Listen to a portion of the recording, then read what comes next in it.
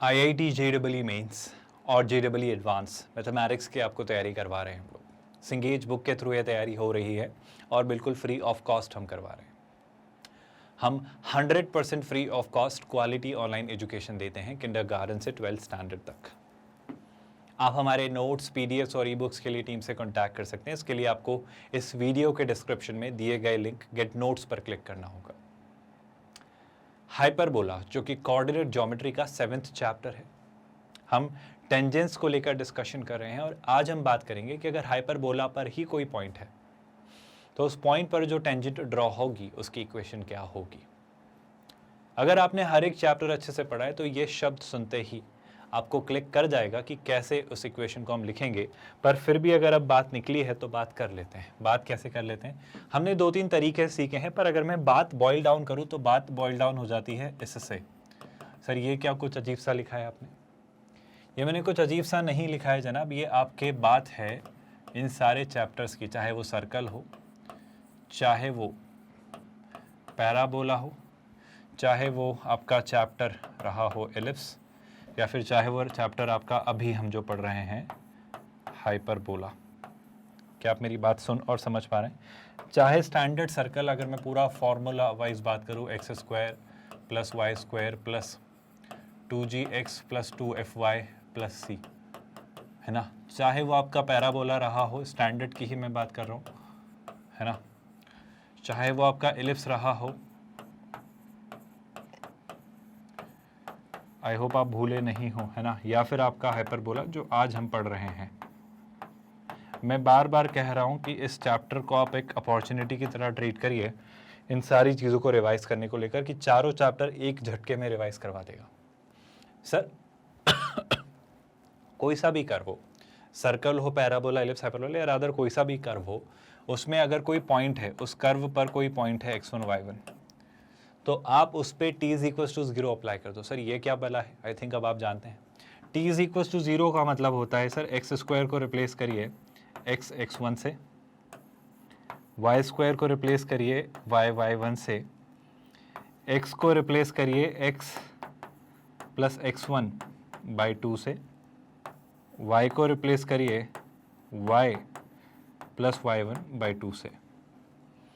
Even in case कभी life में कभी आपका मुकाबला हो, वैसे बहुत कम होगा बट हो, मान लो कि कहीं किसी एक्सप्रेशन में xy भी आ जाए और मुझे यही t = 0 अप्लाई करना है, तो xy को रिप्लेस करिए xy1 + xy1 किया ना, तो y x1/2। ये जो आपने सब्स्टिट्यूशन किए हैं, वैसे xy इनमें कहीं नहीं दिखता है यूजुअली, पर अगर दिख भी जाए किसी कर्व में, जो कि दिखेगा आपको एक हाइपरबोला जब हम बात करेंगे तब, तो जब आपसे टेंजेंट की इक्वेशन पूछी जाए तो हम लिखते हैं sir x(x1 y(y1) gx + x1 + fy + y1 + c = 0। इसकी टेंजेंट हमने लिखना सीखी है y(y1) + 2ax + x1। इसकी इलिप्स की x x1/a² + y y1/b² = 1। Hyperbola की आज सीख लेंगे। खत्म हो गया ना, मेरे ख्याल से मुझे कुछ कहने की ज़रूरत नहीं है। तो सर बात खत्म हो गई। बात खत्म इसलिए हो गई क्योंकि अभी ये जो सिंगेज बुक के थ्रू आपकी तैयारी हो रही है, आपको पता है ना कि ये 5 किताबों का कलेक्शन है। हमने कोऑर्डिनेट खत्म करने की कगार पर हैं, फिर हम calculus, vectors in 3D, algebra और ट्रिग्नोमेट्री ऐसे पूरी प्रॉपर करेंगे। हर एक बुक के हर एक चैप्टर को हम पढ़ रहे हैं, हर कंसेप्ट को पढ़ रहे हैं, उनके इलस्ट्रेशन और एग्जाम्पल्स, उन कंसेप्ट को अच्छे से समझ रहे हैं, एक्सरसाइजेस के थ्रू हर वैरायटी के क्वेश्चन का एक्सपोजर ले रहे हैं जनाब, और JEE एडवांस्ड के प्रीवियस ईयर्स क्वेश्चंस करें। अब कहाँ जाएंगी इससे बाहर चीज़ें? अच्छा, इस बीच आपसे बस जो गुजारिश है वो ये, गौर से सुनिएगा कि अगर मेरे पास एक हाइपरबोला है ना, ये एक हाइपरबोला है, मान लो एक रैंडम सा हाइपरबोला बना है, इस पर एक पॉइंट है, कहीं भी है ना, कोई फ़र्क नहीं पड़ता, ये पॉइंट है x1, y1। और हाइपरबोला की इक्वेशन तो आप जानते ही हैं कि x² माइनस ये स्टैंडर्ड हाइपरबोला मैं ले रहा हूँ, है ना। अगर ये है तो सर इस पॉइंट पर अगर मैंने अपनी मर्जी से एक टेंजेंट बनाई तो ये रही वो टेंजेंट, ये रही वो टेंजेंट, ठीक है। तो इस टेंजेंट की इक्वेशन आप कैसे लिखोगे? मेरा यकीन करिए मेरे जहन में क्या चलेगा, t = 0। जैसे कॉर्ड के लिए हमने क्या सीखा, अगर कॉर्ड का मिड पॉइंट हो तो t = S1। ऐसे अगर टेंजेंट लिखनी है जब आपके उस पर ही पॉइंट लाई कर रहा हो तो t = 0। तो कैसे लिखेंगे भाई? तो हम लिखेंगे सर, बड़ी साधारण सी बात है, सोचिएगा क्या, x x1/a² ए स्क्वायर माइनस, मुझे कुछ कहने की ज़रूरत है क्या कि मैं ऐसा क्यों कर रहा हूँ? क्या आपको ये नहीं समझ आ रहा है? एक्स स्क्वायर रिप्लेस होता है एक्स एक्स वन से, वाई स्क्वायर रिप्लेस होता है वाई वन से, तो ये आंसर है। ये क्रक्स है आज के इस टॉपिक का कि बस इतनी सी बात है। ऐसा आप अपनी मर्जी से कैसे कह सकते हो? सर मैं अपनी मर्जी से नहीं कह रहा साहब, ये प्रूवन बातें हैं, ये प्रूव्ड बातें हैं। प्रूवन पता नहीं वर्ड होता है नहीं, प्रूवन भी होता है, प्रूव्ड भी होता है ना। तो देखो मैं आपसे कह रहा हूँ कि अगर आपके पास एक कर्व है x square upon A square minus Y square upon B square is equal to 1, तो हमने जीवन में सीखा है सर अगर इस पर एक कोई पॉइंट है x1 कॉमा y1 और उस पॉइंट पर अगर मैं एक टेंजेंट ड्रॉ करूँ तो उसकी स्लोप जो होती है वो निकाली जा सकती है इस कर्व को डिफरेंशिएट करके, और उसमें जहाँ भी x और y दिखे उनकी जगह x1 और y1 रख के। मैं ये कहना आपसे चाह रहा हूँ। तो आप इसे ज़रा निकाल के देखो भाई, ये तरीका तो हमने जाना ही, ये तरीका तो हमने सीखा ही। डिफरेंशिएट किया तो एक्स स्क्वायर का डिफरेंशिएशन 2x अपॉन ए square, y square 2y, y का differentiation dy by d x यानी y dash b square is equal to 1, I am really sorry 1 का डिफरेंशिएशन 0। इसे उधर शिफ्ट किया तो ये पार्ट उधर शिफ्ट हुआ, देखो कुछ ऐसा आया। इसमें आप देखोगे कि सर इस 2 से ये 2 कैंसिल, कोई दिक्कत हो तो बोलो।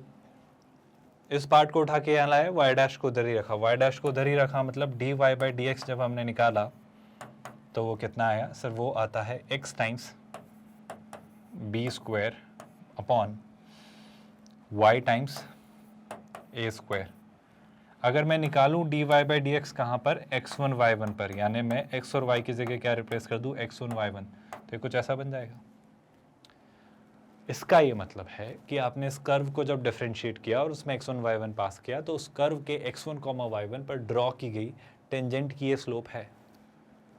ठीक है, मुझे पता है कि इस कर्व पर कौन से 2 पॉइंट्स है और उनकी स्लोप उस लाइन से उस पॉइंट से पास होने वाली लाइन की अगर मुझे स्लोप पता है तो उस लाइन की इक्वेशन में नहीं लिख सकता क्या? मैं लिख सकता हूँ। ये मैं दूसरा तरीका आपको बता रहा हूँ t इज इक्वल टू 0 के अलावा, है ना। तो वो क्या हो जाएगा सर? y माइनस y1, तो टेंजेंट की इक्वेशन क्या होगी? y minus y1 is equal to m। अब m कितना है sir? x1 times b square upon y1 times a square times x minus x1। मेरा यकीन करिए, आप इसे आराम से शांति से बैठ के सिंप्लीफाई करिए, आप वापस t इज इक्वल टू 0 तक पहुंच जाएंगे। मैं नहीं कर रहा हूँ, मैं ये मानते हुए नहीं कर रहा हूँ कि अब आपको चीज़ें समझ आने लगी हैं, पर आप इसे भी करेंगे तो आप t इज इक्वल टू 0 तक बहुत आसानी से पहुँच जाएंगे। इस बात से तो कोई आपत्ति या परेशानी नहीं है। क्या ये बात आप सब समझ पाए? चलो इस बात को अच्छे से समझते हैं, है ना। वो इसको एक और तरीके से आपको समझा रहे हैं, सुनना। अगर हमने सीखा है सर कि किसी हाइपरबोला की टेंजेंट की इक्वेशन होती है y is equal to m x plus, जिसे आप लिखते हो y is equal to m x plus minus under root over a square m square minus b square, जिसे आप हाइपरबोला के साथ सॉल्व करते हो तो आपके पॉइंट ऑफ कॉन्टैक्ट ये आते हैं। सही बात है, मैं इन पॉइंट ऑफ कॉन्टैक्ट को x1 कॉमा y1 कहता हूँ। याद करो लास्ट लेक्चर में हमने बात की थी कि अगर मैंने x1 कॉमा y1 कह दूँ तो क्या? तो ये जनाब कि आप ध्यान से देखो, अगर आप इसे सिंप्लीफाई करोगे, यानी इन पॉइंट ऑफ कॉन्टैक्ट की जगह आप x1 y1 रिप्लेस करो तो आपकी यही इक्वेशन बननी तय है, जो कि ये आपकी टेंजेंट की इक्वेशन बन रही है। जिस उसने जब सिंप्लीफाई किया तो ये तो कुछ जाना पहचाना सा दिख रहा है। आई होप ये बात आप डाइजेस्ट कर पाए, ये बात भी आप समझ पाए। तो बात साधारण सी है, बात सुलझी हुई सी है। आप हमेशा याद रखिए कि एक्स स्क्वायर को एक्स x1 से, वाई स्क्वायर को वाई y1 से, एक्स को x प्लस x1 बाई 2 से और वाई को y प्लस y1 बाई 2 से, और एक्स वाई को एक्स y1 प्लस y1x, मैंने सेम बोल दिया सॉरी, एक्स वाई को x1y प्लस y1x अपॉन 2 से आप रिप्लेस करिए। आप हमेशा आप t इज इक्वल टू 0 बना पाएंगे, मतलब t ढूंढ पाएंगे। आसान है, कुछ मुश्किल हो तो बोलो, है ना। इसी बात को उसने डिफरेंशिएशन के थ्रू भी कहा जो हमने जस्ट अभी निकाला है। तो मेरे ख्याल से ये बात भी हम कर चुके हैं और आप अब इस बात का सिग्निफिकेंस समझते हैं, जानते हैं और भली भांति परिचित हैं। वही सारी बातें लिखी गई हैं और वापस वो बॉइल डाउन करके वहीं लेकर आ रहा है, आपको कहीं नहीं ले जा रहा हो। तो आज के लेक्चर में अभी फिलहाल क्वेश्चन हम शुरू करेंगे, पर क्रक्स क्या है? t इज इक्वल टू 0, ये बात याद रहेगी, भूलिएगा मत। हमने अभी 2 चीज़ें डिस्कस की हैं majorly, t is equal to S1 और t is equal to H0। अगर मैं t और S1 के कॉन्टेक्स्ट से बात करूँ, ये क्या है सर? ये कॉट की इक्वेशन है। कब? जब क्या दिया हो? Mid point. भूलोगे तो नहीं। ये क्या है? ये टेंजेंट की इक्वेशन है। कब? जब क्या दिया हो, वो पॉइंट जो कि क्या है, कर्व पर, जिससे ये टेंजेंट पास हो रही है। कोई दिक्कत तो नहीं है? दोनों बातें सिंपल सी हैं जो कि हर कर्व में, ना सिर्फ सर्कल, पैराबोला, एलिप्स, बल्कि हाइपरबोला में अप्लाई होगी एज इट इज यूनिफॉर्मली। याद रहेंगी ये बातें? अगर ये सारी बातें याद रहेंगी तो मूव करते हैं फाइनली हम एक कंसेप्ट पर। किस कंसेप्ट पर? कि सर आप सारी बातें छोड़ो, अगर कर्व जो है आपका, अगर जो आपका कर्व है उसमें जो आपने कहा t इज इक्वल टू 0, यानी आपके अकॉर्डिंग इक्वेशन है x(x1) upon a square minus y(y1) upon b square is equal to 1। इसमें अगर मैं इसको पैरामीट्रिकली सोचूं तो बिल्कुल बहुत अच्छा विचार है आपका, बहुत तारीफ के काबिल है आपका विचार। लेकिन जब आप पैरामीट्रिकली सोचेंगे तो क्या आप भूल रहे हो कि आप उसको किससे रिप्लेस करोगे? a sec theta comma b tan theta से। बिल्कुल सर करेंगे। तो x1 और y1 की जगह जैसे ही आप a sec थीटा और b tan थीटा रिप्लेस करेंगे तो देखो एक a sec थीटा, a से a कैंसिल, तो ये कितना बचेगा सर? ये बचेगा sec theta times x upon a minus y1 की जगह b tan थीटा, ये कैंसिल, तो ये कितना हो जाएगा? tan theta times y upon b is equal to 1। तो ये भी क्या है जनाब? ये भी आपकी टेंजेंट की इक्वेशन है। सर ऐसा याद रखना ज़रूरी है क्या? मत रखो। आप तो क्या याद रखो, t इज इक्वल टू 0 किसके रिस्पेक्ट में? इस पॉइंट के रिस्पेक्ट में अप्लाई कर देना, ये बन जाएगा। तो रटना नहीं है, ऐसा ऐसा याद रखना है, समझना है ना? और अच्छे से आप कर लेंगे। अगर अच्छे से कर लेंगे तो इस बात का सबूत आप कैसे देंगे? ये बात आप समझ गए बहुत ध्यान से। यही वो बात है जो उसने लिखी है, यही वो बात है जो उसने यहाँ पर आपसे की है, कहनी चाहिए, समझानी चाहिए, जिसका वो कंक्लूजन यहाँ पर दे रहा है। जो बात हम कर रहे हैं कि अगर हाइपरबोला पर एक पॉइंट है a tan theta comma b sec theta, जो कि गलत लिखा है मुझे लग रहा है, जो कि मुझे गलत लग रहा है, लेकिन उसका ये कहना है कि अगर इसकी जगह आपका ये वाला कर्व होता, कौन सा कर्व होता? अगर ये वाला कर्व होता, x square upon A square minus Y square upon B square is equal to -1।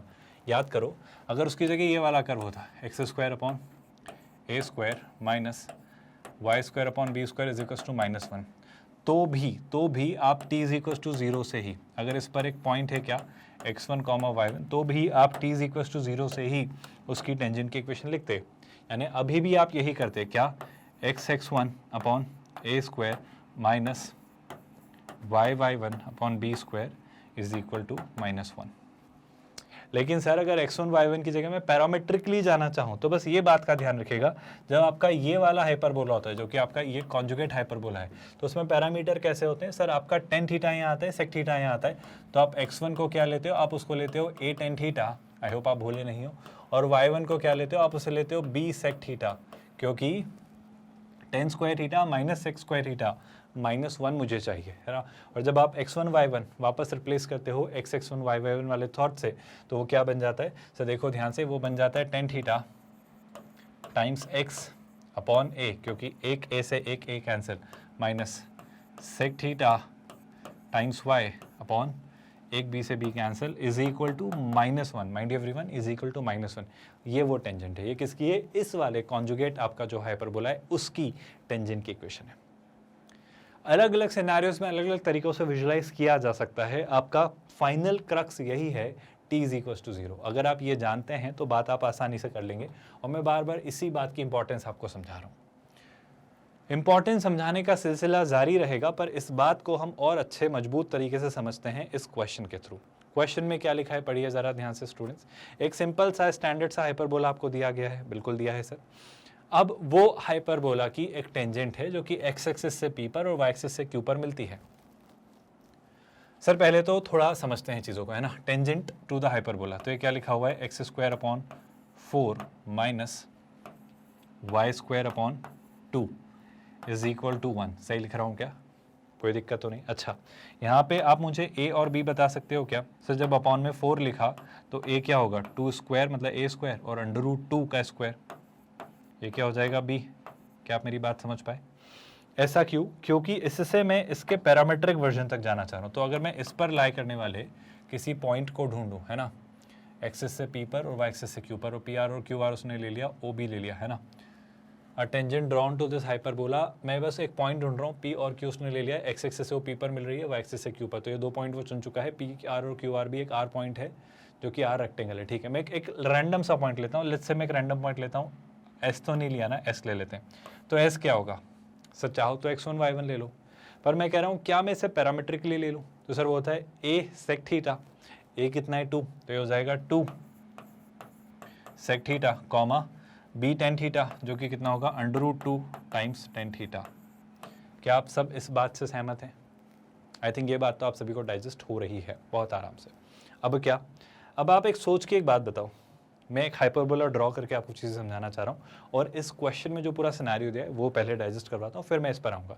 या पहले एक काम करते हैं, इसकी टेंजेंट लिख लेते हैं। एक बात बताओ, उसकी टेंजेंट क्या होगी सर? वो होगी x1, तो x तो x है, x1 क्या आएगा 2 sec थीटा, और एक 2 से 2 कैंसिल, तो ये क्या बचेगा x times sec theta upon 2। सुन रहे हैं आप लोग?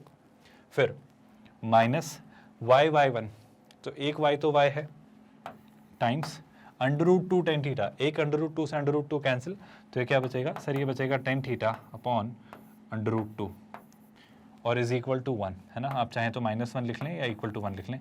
ये आई आपकी टेंजेंट की इक्वेशन। ये क्या है भाई? ये आपकी आई टेंजेंट की इक्वेशन। कहाँ पर? एस पर, है ना? क्या इन सारी बातों में तो कोई डाउट नहीं है भाई? अब आप मेरी एक छोटी सी बात का जवाब दो, गौर से सुनना। उसने जो सिनेरियो आपको बोला है ना, हम उस सिनेरियो को विजुलाइज करते हैं। मान लो ये है आपका y एक्सिस, या जिसे आप कह लें क्या, कॉन्जुगेट एक्सिस। सिमिलरली ये है ट्रांसवर्स एक्सिस। ये क्या रहा भाई? ये रहा सर आपका ट्रांसवर्स एक्सिस, है ना? अब अगर मेरे पास हाइपरबोला है ना, हाइपरबोला जल्दबाजी में नहीं बनेगा, उसे ठीक से ही बनाना पड़ेगा, है ना? एक ही तरफ बनाते तो ज़्यादा अच्छा रहता, क्योंकि उसी से बात बन जाएगी, है ना? तो मैं एक ही तरफ हाइपरबोला बना रहा हूँ कुछ इस तरीके से। ये आपका मान लो हाइपरबोला है ना? इस हाइपरबोला पर एक पॉइंट था, इस हाइपरबोला पर एक पॉइंट था जो यहाँ लेना is not a good idea, तो यहाँ लेते हैं, है ना? ये वो पॉइंट है, ठीक है क्या? तो वो जो पॉइंट हमने एस लिया था ना, वो ये है। अगर आप सब इस बात से सहमत हैं तो ये जो पॉइंट ऑफ कांटेक्ट है, ये वो एस पॉइंट है ना? कोई दिक्कत तो नहीं है। अब क्वेश्चन सुनना, क्वेश्चन क्या है, गौर से सुनो। आपने जो टेंजेंट ड्रॉ की वो एक्स एक्सिस को पी पर मिलती है। एक्स एक्सिस से कहाँ मिल रही है? पी पर, ठीक है। वाई एक्सिस से क्यू पर मिल रही है। वाई एक्सिस से कहाँ मिल रही है? क्यू पर मिल रही है, ठीक है। और क्या? अब पी आर और क्यू आर दो लाइन आपने ऐसे बनाई है इस तरीके से कि ओ पी आर क्यू एक रेक्टेंगल है। अब सुनना ध्यान से, यही इसका ट्रिकी पार्ट है। ओ क्या है सर? ये आपका ओ है। अब आप खुद सोचो ना, बड़ी सिंपल सी बात है सर। अगर मुझे ओ पी क्यू आर को एक रेक्टेंगल बनाना है तो मैंने पी से एक लाइन परपेंडिकुलर ड्रॉ की ओ पी के, है ना? और क्यू से भी एक लाइन परपेंडिकुलर ड्रॉ की किसके? ओ क्यू के। क्या आप मेरी बात समझ पाए?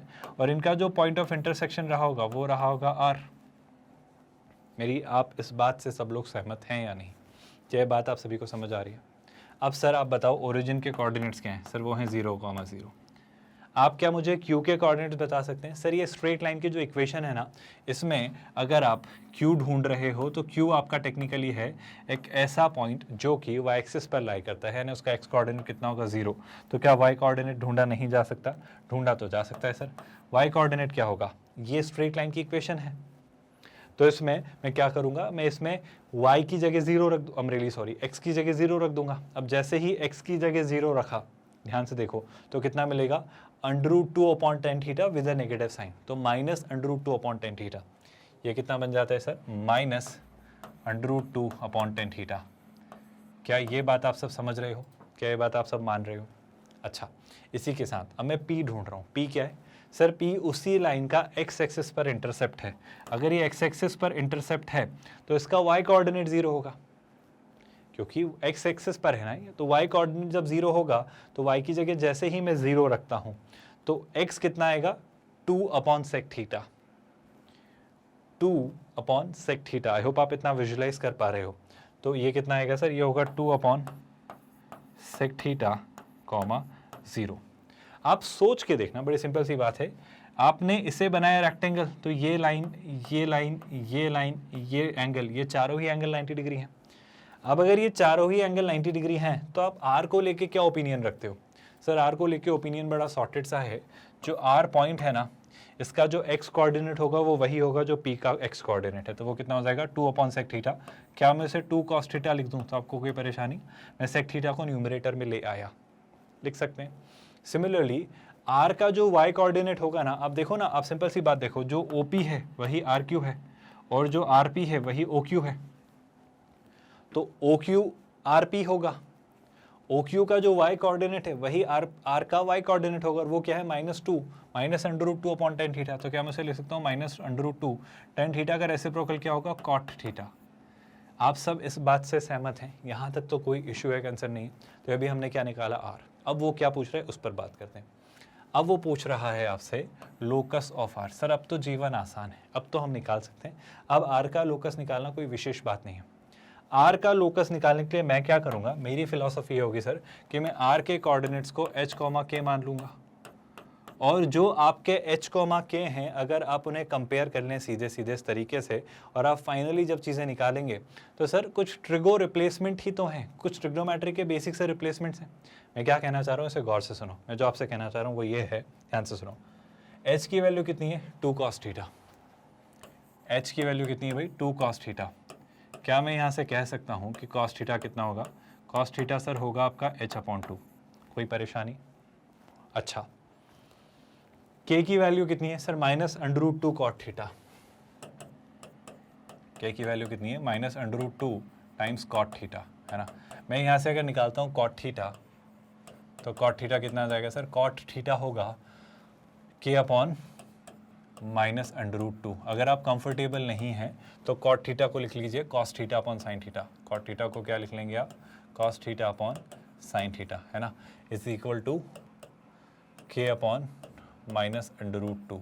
इस बात से तो किसी भी स्टूडेंट को कोई आपत्ति नहीं है, यहाँ तक तो चीज़ें सुलझी हुई सी हैं जनाब। अब मेरा बस आपसे कहना है कि cos थीटा की तो वैल्यू मैं सीधी सीधी वहाँ रख दूंगा, लेकिन sin थीटा का क्या करूँगा? आप जानते हैं sin थीटा का आपको क्या करना है, सोच के देखो। सर sin थीटा क्या होता है? चलो sin थीटा नहीं पता तो ऐसे सोचो, sin square theta plus cos square theta कितना होता है सर? 1 होता है। तो अगर मैं यहाँ से sin थीटा ढूंढ रहा हूँ, sin थीटा ही चाहिए, जी हाँ, तो sin थीटा क्या होगा सर? वो होगा √1 - cos square theta. Of course plus minus आना चाहिए था, ऑफ कोर्स प्लस माइनस आना चाहिए था, तो प्लस माइनस लगा लेंगे, जैसी ज़रूरत होगी वैसा यूज़ कर लेंगे। अगर आपको कन्फ्यूजन है तो मैं लिख लेता हूँ, आप समझ पा रहे हो ना। sin थीटा क्या होगा? +√1 - cos स्क्वायर थीटा। अब सुनना ध्यान से, काम की बात है। काम की क्या बात है? गौर से देखो। cos थीटा कितना है? h/2। cos थीटा कितना है भाई? h/2। तो यहाँ से मैं लिख रहा हूँ। अच्छा, अगर ऐसा ना समझ आए तो हम क्या कर सकते हैं? सुनना, मैं आइडेंटिटी यूज़ कर सकता था cot थीटा वाली भी, पर कॉसेक और कॉट वाली छोड़ो, फिर बात वही बननी है, कहीं दूर नहीं जाना। cos थीटा में पता है, सुनना। क्या मैं sin थीटा निकाल सकता हूँ? सर sin थीटा अगर आप निकालना चाहते हो तो वो होगा +-√1 - cos स्क्वायर थीटा, यानी कितना? h²/4, है ना। और इसे अगर मैंने सिंप्लीफाई करके लिखा तो sin थीटा कितना आ जाएगा सर? sin थीटा होगा प्लस माइनस, ध्यान से देखो, h नहीं 4 - h² अंडर रूट में, और डिवाइडेड बाय कितना? 4 का अंडर रूट, दैट्स 2, है ना। तो मैं इसको ऐसा 2 से डिवाइड कर ले रहा हूँ। क्या ये पार्ट आप सभी को समझ आ रहा है? अब सुनिएगा ध्यान से, आपके पास sin थीटा है, आपके पास cos थीटा है, और आपके पास उस तरफ, मतलब मैं ये जो दो वैल्यूज़ हैं, कौन कौन सी दो वैल्यूज़? sin थीटा की वैल्यू, cos थीटा की वैल्यू यहाँ पर रिप्लेस कर रहा हूँ, है ना, इस इक्वेशन में। कोई तकलीफ तो नहीं है इस बात से जो हम करने जा रहे हैं इससे?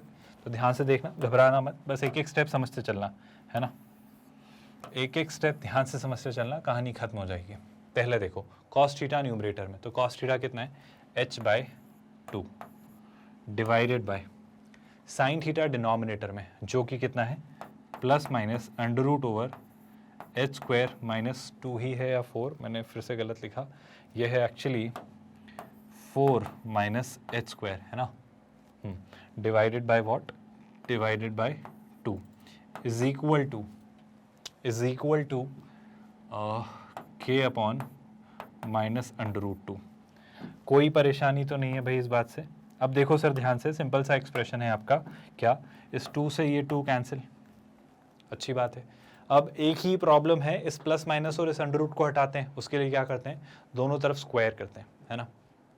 वो ठीक ना लग रहा हो तो पहले क्रॉस मल्टीप्लिकेशन भी कर सकते हो, कोई खासा फर्क पड़ना नहीं है। तो जैसे ही क्रॉस मल्टीप्लिकेशन करने चले सर, देखो -√2 को h से मल्टीप्लाई किया तो ये कितना हो जाएगा, -√2 times h is equal to k से 4 - h² वाले इस पार्ट को मल्टीप्लाई किया तो ये हो जाता है +-√4 - h² टाइम्स k। सही लिख रहा हूँ क्या? सही लिख रहा हूँ सर। अब सबसे अच्छा काम यही होगा कि बहुत सारी अजीब-ओ-गरीब चीज़ें लग रही हैं तो आप तो स्क्वायर करो। तो -√2 का स्क्वायर 2, h का स्क्वायर h², है ना, प्लस माइनस और अंडर रूट हट जाएंगे स्क्वायर की वजह से, तो ये बचेगा 4 - h² और k का स्क्वायर कितना, k²। तो इस तरीके से कुछ एक एक्सप्रेशन बनेगा। थोड़ा इसे सिंप्लीफाई करते हैं। 2h² को कीप एज इट इज़, यह आ जाएगा 4k², जिसे मैं उठा के यहाँ लाता हूँ तो यह जाता है -4k²। और ये क्या बचता है, ये बचता है -h² k²। मैं पूरे एक्सप्रेशन को h² k² rather -h² k² से डिवाइड करता हूँ, ध्यान से देखना। ये हो जाता है 2h² अपॉन -h² k², है ना। ये हो जाता है प्लस, क्योंकि वो माइनस को मैंने यहाँ पे मल्टीप्लाई कर दिया, तो हो जाता है 4k² upon h² k²। I hope आप समझ पा रहे हो। -h² k² से मल्टीप्लाई किया तो ये नेगेटिव साइन प्लस हो गया और ये कितना हो जाता है 1। अब जब आप इसे फाइनली लिखते हैं तो देखो भाई सर, देखो h² से h² कैंसिल, तो क्या बचता है 2/k², है ना। ये k² से k² कैंसिल, तो ये बचता है 4/h²। h को मैं x से रिप्लेस कर रहा हूँ फाइनली, तो ये जाता है 4/x² प्लस गलत लगा रहे हो सर आप, 2/k², तो ये जाएगा -2/y² इज इक्वल टू 1। ये जो फाइनली आपकी इक्वेशन आई है, ये जो फाइनली आपकी इक्वेशन आई है, ये लोकस है किसका, इस r का। r क्या है आपके, इस पर ड्रॉ की गई टेंजेंट का x और y इंटरसेप्ट और ओरिजिन को मिलाकर जो आपने एक रेक्टेंगल बनाया है, तो वो जो फोर्थ आपका वर्टेक्स है जो r है, वो इस तरीके का पाथ फॉलो करेगा, इस तरीके के पाथ को ट्रैवल करेगा। इस तरीके से आपकी चीज़ें चल रही होंगी, कोई दिक्कत तो नहीं है भाई।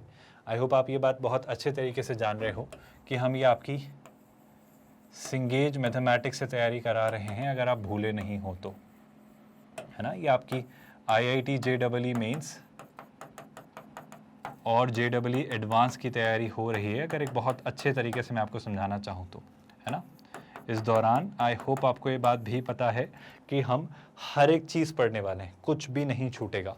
मतलब उन्होंने सिंगेज मैथमेटिक्स की बुक को, यानी 5 किताबों के कलेक्शन को इस तरीके से डिवाइड किया है कि आपके पूरे 11th एंड 12th मैथ्स का सिलेबस वो डिवाइड कर देते हैं इन 5 सेक्शंस में। कौन से 5 सेक्शंस वो लिखते हैं इन 5 सेक्शंस को, क्या, कोऑर्डिनेट कैलकुलस, है ना, coordinate calculus, vectors in 3D, algebra और ट्रिग्नोमेट्री। अगर कहीं पर भी कोई एल्जेब्रा और क्या ट्रिग्नोमेट्री किसी भी पार्ट में कोई कन्फ्यूजन है कि कौन सा चैप्टर कहाँ कवर होगा, तो ये आप जानते हैं, आपने देखा है, या आपने हर जगह समझा है कि कौन सा चैप्टर कहाँ कवर होगा।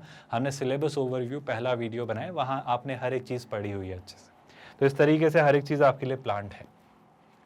हम आपकी एक free of cost quality online education तैयारी करवा रहे हैं भाई, 100% फ्री ऑफ कॉस्ट, किंडरगार्टन से 12th स्टैंडर्ड तक। आप हमारे नोट्स, पीडीएफ और ई-बुक्स के लिए टीम से कॉन्टैक्ट कर ही सकते हैं। इसके लिए आपको गेट नोट्स एक लिंक दिखाई देगा, वहाँ आपको क्लिक करना होगा। विद दैट आज के लिए इतना काफ़ी है, मिलते हैं नेक्स्ट लेक्चर में। ख्याल रखिए अपना, थैंक यू सो मच।